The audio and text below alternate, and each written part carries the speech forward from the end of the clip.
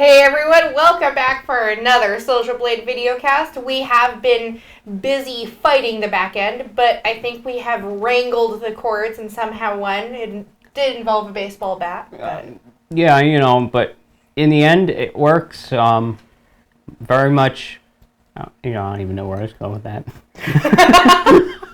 Anyway, we're supposed to introduce ourselves. Yeah, I'm Dave. I'm Jenna. We got some back-end people helping today. That's why everything broke. Yes, we finally got help come in for the audio, which is so awesome. So audio should be good, we're hoping. And then the video broke. I hear the audio. We can hear ourselves. Through headphones or something? Huh. That's interesting. Anyway, today we are talking about I don't even know what we're talking YouTube about. news and SEO. As distracted, Marlar House has thrown Twizzlers at Dave. Why would you do such a thing? They think you were on the computer. Actually, I'm the one who ordered the Twizzlers. But anyhow, Marlar House was being very, very generous when he went to go get himself some treats for the movie. He offered to get some for us, so thank you for the virtual Twizzlers. So, let's talk about some YouTube news. Dave? It's still working. Cards. Oh yeah, those card things. I'm totally with it today. Maybe I haven't had enough icebreakers mints. We're supposed to get the endorsement deal first. Sponsor us. Please. Icebreaker mints. Oh, I wasn't on camera for that. Icebreakers. I have way too much fun. Okay, cards. Yes. On with the show. Cards are a new feature that came out, and they sort of pop up like an annotation. We're getting a phone call. Maybe it's our boss. It's all broken. It's not working.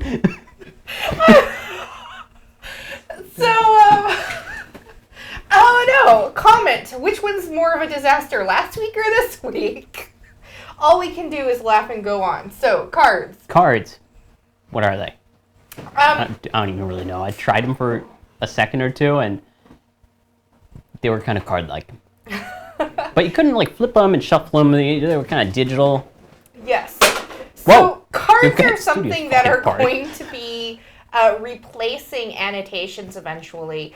They just opened them up this last week. And so you'll see it when you go to do a video editor, right next to annotations, it says cards. And then there's a little circle with the eye in it. And that's what the cards do. Now, there's a little less flexibility with them than you have with annotations because you can't just type in a note whatever you want. They've limited them quite a bit. I think we need to organize the studio. So the cards are quite limited. But you can still do you can do your associated website, you can link to a video or a playlist, you can link to fan funding, and apparently they're going to make them more usable in the near future. One of the things I definitely like about them is you have that little circle with the eye in it over the corner of your video the entire time. So at any time, anyone can click on there and see all the cards for your video. Not only that, but they work on mobile as well. Ooh, see, annotations never really worked on your mobile device, but now cards are out and they do similar things. That's a huge advantage on mobile. I wonder if it'll work on Roku though, because every night I don't really catch up on my phone. I catch up on the Roku box. So there you go, Google. Catch up on that. Challenge. We apologize for the crash. That's the bull in the china shop. Yeah, maybe it's the elephant in the Maybe room. we have too many people in the studio. we got Chase Butler in here.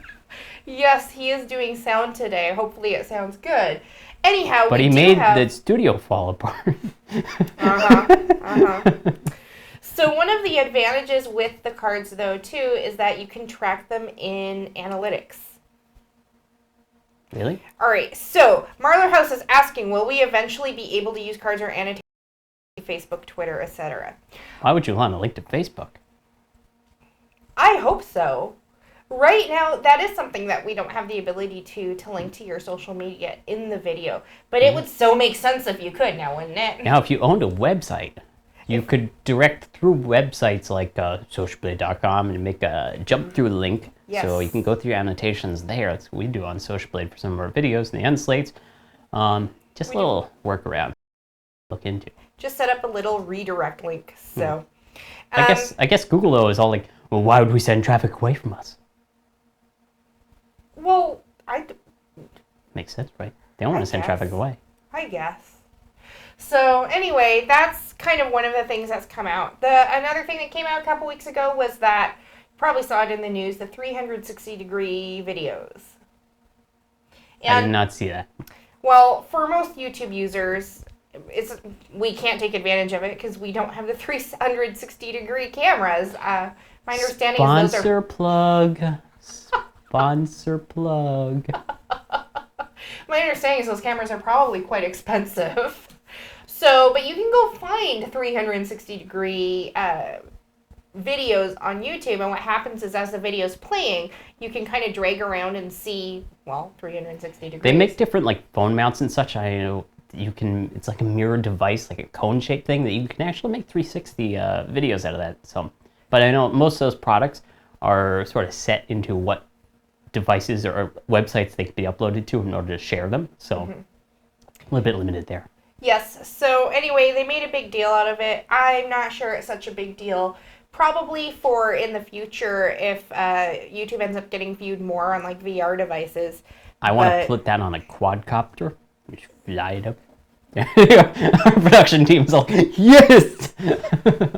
Actually, one of the first 360-degree videos is a hot air balloon. Not good enough. Quadcopter. Oh, man. You guys and your quadcopters. So, anyhow, that's kind of what's been in the news. Also, there was, an accident a couple days ago. An accident? Yeah, there was a YouTuber. He wasn't being very careful, accidentally got killed by a train. Yeah, we realized this right before the show.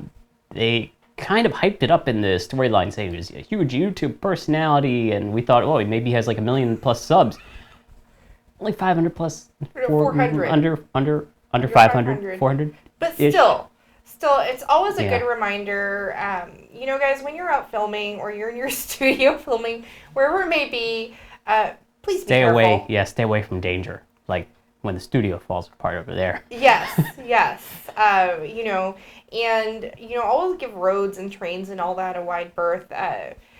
We've seen other YouTubers before get hurt by trains, so definitely not something to mess around with. Definitely not. So the details were he thought he was far enough away from the train, apparently not, and it wasn't just a standard train. What was it, like? Freight train. Freight train. So those things, they got bars and spikes sticking out or something. I don't know. Generally, filming right next to train tracks, not a good idea. Yeah. All right. Next story. All right. Chat. So I think that's almost pretty much it with news, because it's YouTube. How much news can there be? It's true. Other than, it's still working. It's still there. It hasn't gone away. Yeah, and they released 360-degree video when I'd much rather they would have released, I don't know, something useful. Yeah. They did. I don't think we mentioned this. They did a while back do some beta testing on multi-camera view live. So when you upload a multi-camera project, the end user can actually switch between the multiple sources. It was a little bit laggy, a little bit jumpy, but you'd be like, oh, I want to see this camera or that camera, the live performance going on, and you could sort of be your own control room operator. It was interesting, but they got to improve it, and I don't see it being really useful for many things. Yeah. So anyway, we did promise some... Oh, yes, there is one more piece of news that our producer reminded us about. Apparently, if you guys are into drones, quadcopters, remote control airplanes, anything like that, you're probably already aware that the FAA has said that you cannot use those devices for commercial purposes. Do they have the FAA law out there? Is it? Well, I know this is where it's gray area. Yeah. Are there FAA police running around? Is somebody going to come after something? I think you have to be over 16 too to fly a drone now. And they're calling it drone. It's a multi-rotor. Drone is when you like start automating it, you put weapons on it. So I don't know why the media is calling it. So it's like if a 14-year-old picks up one of these toys, which is like a few grams, and they start flying, are the FAA police going to come after us? Which don't exist in the first place? And, you know, I think the main thing they're going after is commercial use. But, yeah, the FAA, I think they're mainly saying all these things, but they don't have any laws or any type of reinforcement. So we're still seeing people doing real estate videos and all that, and they're just going to keep doing it until people are put in place and laws are put in place. I mean, if they really want to sort of control it, give me a way to get a license and pay a small fee for that license. Maybe go through a flight test to say, hey, I know how to fly this, because it's like a $10,000 rig, like a red camera on there or something. I'm not going to crash it. I'm not going to be irresponsible with it. Let me fly it for commercial use and make a really cool, kick-ass video. Yeah, that would be great. But the news media, they've kind of hyped up that the FAA is going after YouTubers, and by going after, I think what they do is they try to levy you with a fine, and you go to court, and then the judge says, but there isn't actually a law about this. Yeah. So I know a few people like Team Black Sheep were hit with a $10,000 fine, but yeah, it just dropped in the end. But Yeah. Team Black Sheep actually started fighting it, and I think they are continuing to fight it. Well, So good, major props for them. I think for a lot of people, you know, it's when you get hit with a fine like that, or the idea of being hit with a fine like that is very scary, because you do have to hire a lawyer to go to court. It's not something you want to fight yourself. So we've got 2 questions. Marler House asks, so Amazon's drone delivery ain't happening in the near future, eh? Actually, It might. Amazon's a huge company. They have lots of money. I'm sure that they can make things happen. Yeah, the reason why I think the FAA is really sort of nitpicky about them is because it's a system, there's nobody controlling it. And so if something goes wrong and this quadcopter decides to like fly over there and hit somebody on the head, it's not going to end well. Yeah. That and the battery life. Like, I know some of these multi-rotors can lift a little bit of payload, but they only fly for like 10 minutes, and the DJI products that fly for 30 minutes, they're hardly going to take a load for anything. So don't order a dumbbell set and expect a drone to fly. It might drop it on someone's head.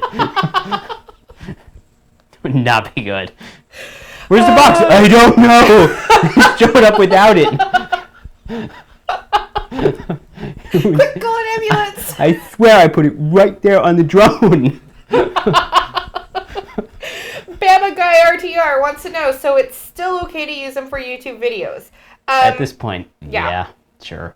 Yeah, you should be fine. If they're going to go after anyone, they're going to go after the big guys first. Yes, So. the people that they know have money, like Cinechopper. But I think Cinechopper, and there are a few other people are out there, they're saying, hey, for commercial use, we'll fly our drones out there just to have fun and fly, but we're going to charge you for the rest of the project, like the editing and the other production parts of it. So it's sort of a gray area to get by things like that you may want to consider attempting.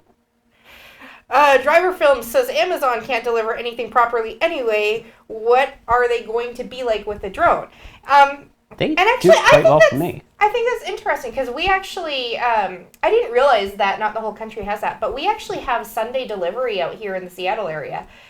So even like USPS, we get our Amazon packages like 7 days a week, and I don't think, I think I've had one package go missing in the past year. Same here, and they're always quick to replace. But you've had interesting packaging flaws where tiny little part.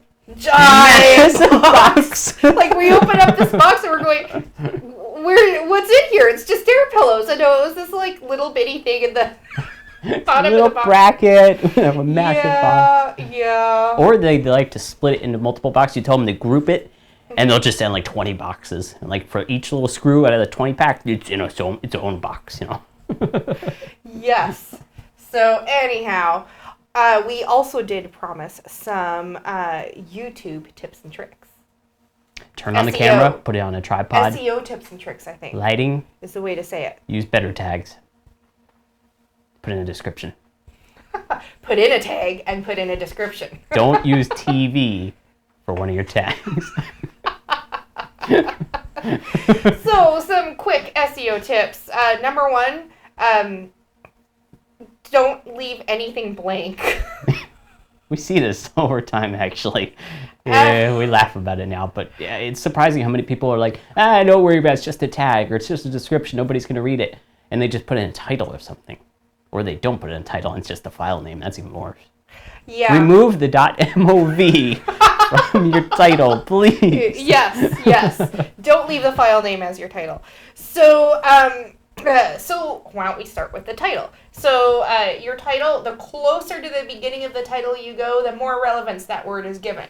So if you are playing video games, put the name of the video game at the very beginning of your title. And, you know, you don't want like a 3-word title. That's generally not descriptive enough. The recommendation out there right now is about 10 words for a title. So I'm going to use 20. It'd be better.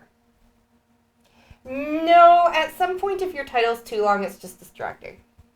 Okay, then. We're just going to keep down to 10. Yeah, but that's kind of like a rule of thumb, which means you can bend it depending on what you do. And let's see, descriptions. Descriptions, again, towards the top of your description is the most, like the first 3 to 5 lines, I think, currently, are the most important. Get details out there. Towards the middle, you want sort of generic things. At the bottom, you want a boilerplate where you can actually set up in your defaults for uploads all your social media links and whatever else you want to link back to. So great to sort of put all those in there. It's another source that Google will look into when sort of ranking your YouTube channel or whatever else that you're trying to get out there. Yeah, but one big mistake I see with the descriptions is when people put right at the very top, subscribe. Subscribe to me, because that's important. Yeah, You know. well, here's the thing, is if I do a search and a bunch of videos come up and I can kind of see the first line of every description and yours just says subscribe, unless you have the best thumbnails on the planet, I am not clicking on your video because you're not telling me what it's about. True. And Google also looks into that description too, so I mean, it's not going to really rank well if it just says, subscribe to me, which annoys me at the same time, so it's like, tags. Shall we go over tags? They're important. So tags actually don't affect which searches you show up in on YouTube. So they don't do anything? They're really, really, really important. People don't get this. All right, so you know when you're watching a YouTube video, you have all these videos on the side, all the suggested videos? Those right over there? All right, hang on. Now I have to think about which direction we're... Or is it over there? This way? This way. This way. All the suggested videos. Those are controlled by your tags. So basically, it's going to be partially controlled by the viewers, their watch history, but it is also controlled by the tags. So it's really important to have good tags in there. And also any searches that are not a YouTube search. So if somebody's doing a search on Google, or on Bing, or on Yahoo. Does anyone use Yahoo? I hope not. Or on You should AOL? never use that. Just stay far away. Unless they force you to use it like they did in the past and you got to switch it over. Oh, God. Don't get me started on that, though.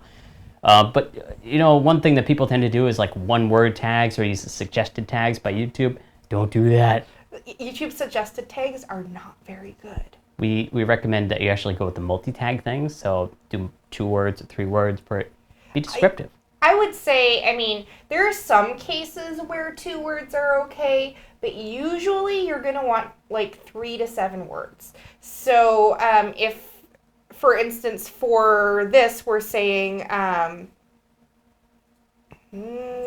sorry, I got distracted by the chat. But for instance, for this, because we were talking about YouTube tips and tricks, that's actually one of our tags, is YouTube tips and tricks, because it is a really good keyword.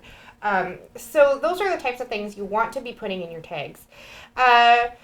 Okay, a question, on average, how many tags do you recommend using? I would say probably, again, it's going to depend on what you're talking about. For instance, this live show, we talked a bit about news, and now we're talking about some SEO tips and tricks. So we kind of have 2 subjects to cover in our tags, but you're usually going to want between 10 and 15. You can go more. You can fill up your tag box, but it kind of dilutes your tags. It makes your really good tags less important. And never, ever, ever put tags in your description. Definitely don't do that. We have a video where we put too many tags in the description, and Google blew up into a fireball. It was quite amazing. So we'll put that in the description after the show too. Or you can just go search it, like tips. Yeah. Extra tags in the description or spam tags or something. I don't know. Yeah. Marler House asks, tags and closed captioning. If everything is in my closed captioning, then is it redundant to include it all in tags as well? No, it's not, because those two things are used for different things. So you do want to have tags as well as the closed captioning. Yeah. Now, the closed captioning is... beneficial. Yes, it really is. I think people don't even realize how beneficial it is. So when you upload a video to YouTube, YouTube, of course, has no idea what your video is about. They only know from all the text you put in. And closed captioning, because it is actual text of what you're saying in the video, they know it's not spam. They know it's super, super relevant.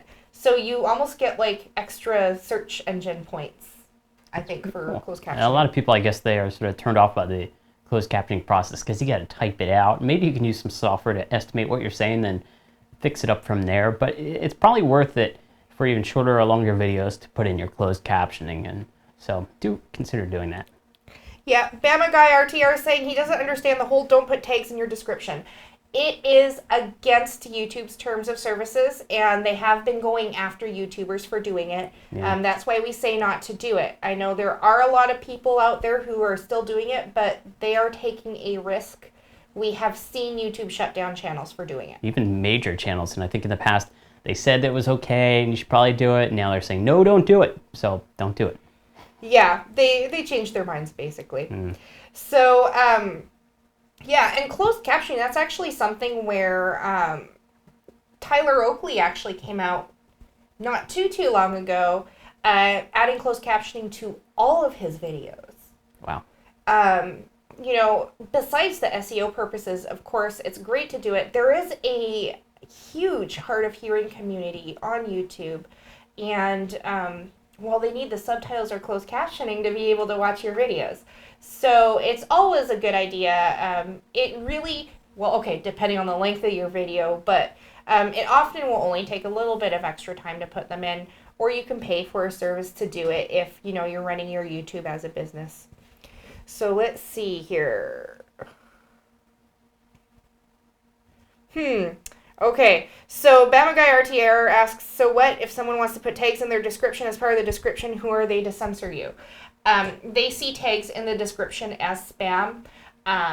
So, I mean, that's YouTube's decision. Yeah. When you agreed to become a YouTuber, to have a YouTube account, you agreed that they get to set the rules. That's in their terms of service that you have to agree to start up an account. Yeah, if you want to do what you want to do, start your own video hosting website. I mean, it's pretty much it. Yeah. You have no control over it. You have some guidelines that you have to follow, some rules that you must follow. So it is what it is. Their choice, their say. They could shut you down if they want to. So, yeah. Yep. Marler House saying about the tags in the description, I see some people copy-paste the entire text to the description. The same stuff that would be in the closed captioning. Is that breaking YouTube rules? No, it is not. So you can copy and paste, like if you wrote up your closed captioning, you could copy and paste that whole thing into your description. I would recommend only doing that probably with shorter videos. Yeah, because after a while, you fill up the description, you can't add much more. So it's like, is there a limit on the description? There is. I've never hit it a few times. I've seen people hit it, and it's like, you know, it just, especially the tags. The tags don't give me much room. Well, but yeah, no, but the description. I know the tags you don't get much room, but the description. I thought there was a limit. I think it's like 10,000 characters, but that's pretty long. It's pretty long, yeah. I personally have never hit it, and I've written some pretty long descriptions, but. All right, we have. If I want to get back into filming and producing videos, what kind of videos should I make? This is from Lexid TV, unless it's Lexid TV. Do what you enjoy. Do what you have a passion for. We've said this in the past. If you have a passion for something and you really know it well, then you're not going to be sitting there and sort of having to research between every video. You're not going to say and pause and have to chop all those out. And then that passion also comes through to the audience because you just have a better, personality on camera that people can relate to, and they're more likely to give you a better audience retention rate, which helps you in search rank yet again. Yet again. But, another thing with having something that you enjoy is that you'll be able to keep doing it. Yeah. We see so many YouTubers that they start up, they go for a few months, they go for a year, and then they give up. And to make it on YouTube, it's not like it was, 5 or 6 years ago. You really have to, kind of stick with it for a while to grow really big. So here we go. We have, would it make a difference if closed captions are added to a video straight away or a couple of days after the video is uploaded? This is from the App Insider. It's going to be beneficial either way, but it is much better to put them on before you publish the video, not upload it. So, you can always upload your video as a private, add the closed captioning and using YouTube's closed caption tool, which is actually pretty, it works pretty well. It types when you, it pauses. It pauses when you type, and then it'll automatically line up what you type with what you have said in the video. Okay, and then we have any recommended sponsorships for gaming? No. Sorry. We're not gamers. Well, and that is... I was playing Minecraft before the show as things were broken. My producer almost threw a gaff tape at me. Yeah, but it might have damaged the background or something. Yeah, then we would have more to fix. Lex ID TV says, I know I just get a bit nervous and feel like my videos aren't good enough quality, and I definitely understand. I've been a YouTuber since February 2010, only switching accounts twice. So, positive attitude. Keep positive attitude. No, he says his videos are good enough quality. Yeah, so just... Yeah, but he gets nervous, though. Stop being nervous. Stop it. Alright, and Silent Ninja 1X, a Silent Ninja, says, what good ways are there to advertise my channel? Comment on other channels. Don't spam them! God. Don't enter the Social Blade chat. Subscribe to me! And then get auto-banned by your bot because you posted a link No. Whenever I say comment on other channels, I am never, ever, ever saying spam them. Yeah. You don't ever want to go... and say, check out my video, or check out my channel, or I started a new channel, check me out. What do you think of this? Give me some feedback. Just be a regular commenter. Start off first by not even mentioning your channel at all. Be like, hey, that was an awesome video. Good job on this. Good job on that. And after a while, maybe you can start feeding in more things to those comments about yourself. Or, even without doing that, people see your regular commenter like we do on the Social Blade channel with the live show here and otherwise. And we check out their channel. We give them a few likes on their videos. And it's just, the more active you are in the YouTube and Social Blade community and all that jazz, you're just going to get more traffic back to you. And it relates back to your other social media websites. If you're on Twitter and you're tweeting often, not just saying, hey, I made this video. Hey, I made that video. Hey, I made this video. Or maybe if you're sharing other people's content, it's going to be more beneficial to you. And so sign up for all the social media websites you can and just be active on all of them. Yeah. And, really, a lot of people don't really believe that just being a commentator, commentating on video, commenting on other videos makes a big difference, but it does. I've seen it make a huge difference because you become part of a community. Mm-hmm. So, all right, so we do have something else we're going to talk about here real quick. It's extremely important. Incredibly important. If you have not already done so, you need to go to upload.socialblade.com. Watch the video. We are making a huge collaboration video. And we need your help because we need more videos. We do need more videos.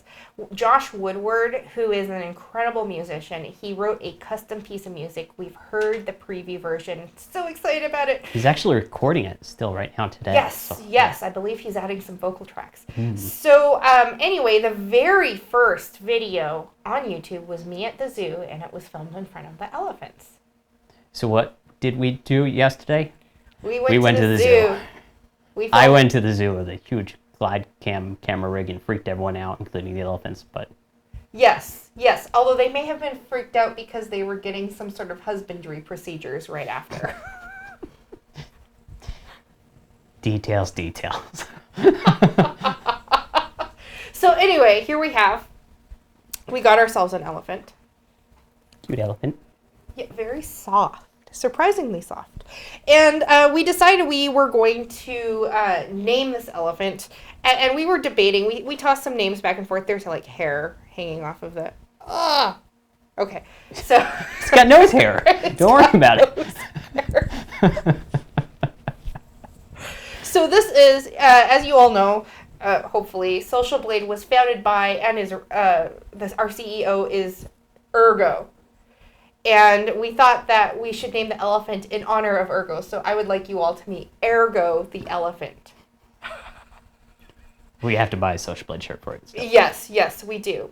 But anyhow, we would love it if you guys would all go out and film. If you don't have a zoo near you, or your zoo is frozen, or... Well, that'd be interesting too. Frozen elephants on the lake, just stand... Film in front of it. We have people doing stuff with green screen, with animation, with drawings. Minecraft. Yes, we would just love to see you guys. Your interpolation, or you actually at the zoo with your channel name on a sign held up and your join date also on there, and dance like you were dancing to a Josh Woodward song. About 15 seconds, I think, is their max. Try to get good quality video, or looking for HD wherever possible, although no, not required. 720 or sometimes standard definition. I've seen some submits for that. It's good. And so yeah, make your submissions today or tomorrow or before the cutoff. Driver Films asks, would a mammoth be okay? Yes. Sure. Why not?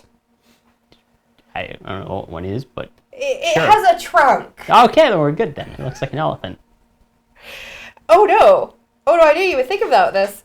Marther House says, if Social Blade has an elephant mascot, does that mean we're Republicans? No. No?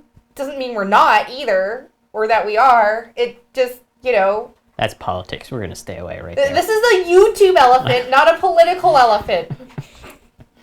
We will get it a shirt to, demonstrate that.